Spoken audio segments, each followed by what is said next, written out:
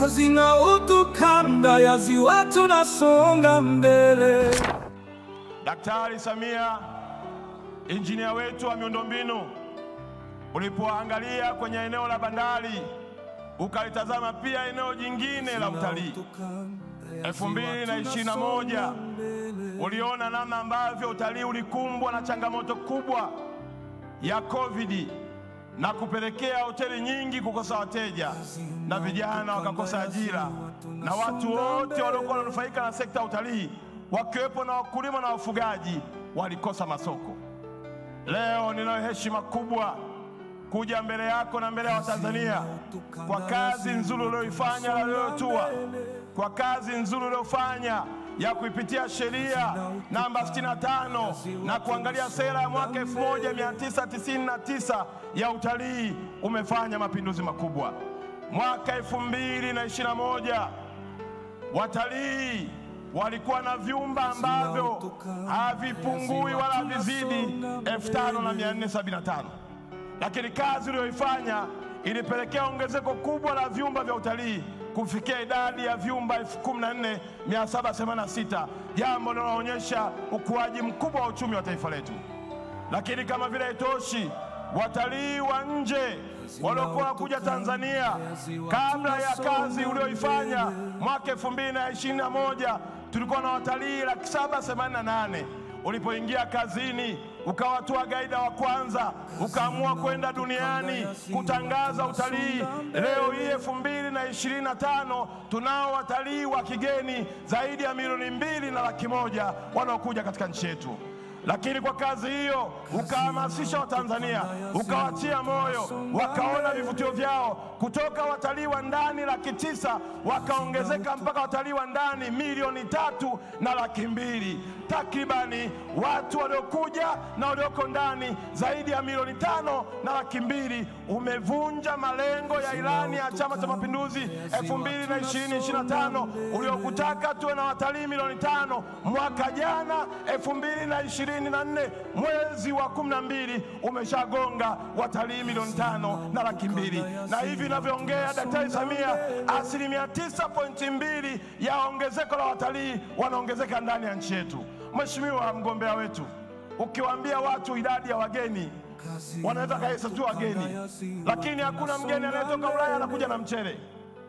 Hakuna mgeni anayetoka Ulaya anakuja na nyanya. Hakuna mgeni anayetoka Ulaya anakuja na kitanda. Hakuna mgeni anayetoka huko kokote kula anakuja na walinzi. Manake hizo ni fursa ulizotengeneza za ajira kwa vijana wa Tanzania. Mheshimiwa, mwaka 2021 kwenye sekta tu ya utalii, mapato yetu yaliyokusanywa na wizara yetu ya utalii ilikuwa takriban bilioni 1.3, sawa na fedha za Tanzania trilioni 3. Kwa kazi nzuri uliyoifanya umeongeza mapato ya sekta ya wizara yetu ya utalii kutoka kwenye bilioni 1.3 mpaka bilioni 3.9, sawa na trilioni 9 ndani ya mwaka mmoja. Nani zaidi ya Samia? Tunapokuja mbele yenu tukiomba mumuunge mkono, muelewe ya kwamba tunaye kiongozi anayefanya kazi na anabadilisha uchumi wa Tanzania. Mheshimiwa mgombea wetu, nimalizie kwa kuambia wananchi, najua hata kwenye mkoa wetu wa Geita hapa tunayo mbuga yetu ya Burigi Chato, lakini mbuga zimeendelea kuwa na wageni, na kazi uliyoifanya kutangaza imewafanya Watanzania wapate pesa. Kule nakotoka, Mheshimiwa mgombea, kanda ya kaskazini,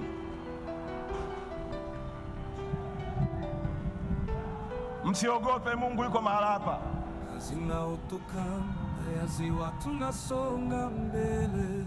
Mungu akiwepo mahala, upepo hauwezi kuwa mkubwa kuliko Mungu. Hebu mshangilie Mungu wa mbinguni. Kazi nzuri uliyoifanya, hata uwekezaji wa nje umekuwa. Mgombea wetu, wewe ndio kiongozi wetu. Nakuja mbele yenu wa Tanzania wa sekta zote ikiwemo na sekta ya utalii kuomba tumwombee kula Daktari Samia. Kila tuwagaida, Mheshimiwa, tuwagaida tuliokuwa nao walikuwa 1,030, lakini kwa kazi nzuri uliyoifanya wamepanda mpaka wamefika 6771. Mapota wanaopandisha watu tu milimani ni zaidi ya watu 20,000. Hii ni kazi uliyoiona ukaamua kuifanyia kwa ajili ya maendeleo ya Tanzania. Nimalize leo asubuhi, mheshimiwa, nilianza na vijio vya bodaboda.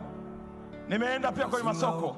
Naomba kutumia fursa hii kuwaomba bodaboda wote ambao mmeshuhudia mapenzi ya Daktari Samia ya kuwatambua kama maafisa usafirishaji na kuwapunguzia adhabu ya kutoka 30,000 mpaka 10,000. Mnapombeba abiria yote, mwambie abiria aliyekaa kwenye kiti chako na muombea kula Daktari Samia. Niwaombe madereva wa mabasi, daladala, kosta na hata zile haisi, mnapobeba abiria, waambieni abiria mnaomba kura za Daktari Samia. Na mwisho, hakuna utajiri bila amani. Tuitunze amani, tuendelee kufanya kazi. 29 tukatiki, na Daktari Samia akiingia kazini tutaona matokeo. Mwabeja baba baba mayo tokuisanga tarehe 29.